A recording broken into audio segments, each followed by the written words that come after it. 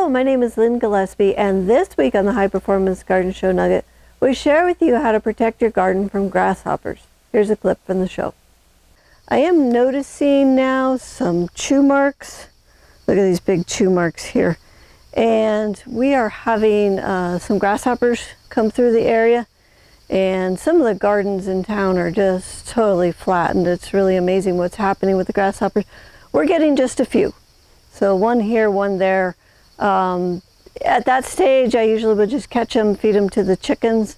If your garden is getting totally inundated with grasshoppers, the very best is to go ahead and encase your garden in some fencing, or you can use a really lightweight, what do you call it, shade cloth, real light shade cloth, like a 20% or something like that, that you can put around your plants. You want to be sure and tuck it in tight.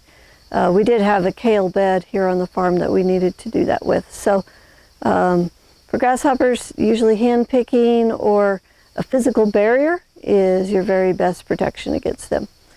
This clip is from the High Performance Garden Show Year 9, Week 22. If you'd like to watch the whole show, it's free, it's online, and you can enroll on our website at thelivingfarm.org/high-performance-garden-show.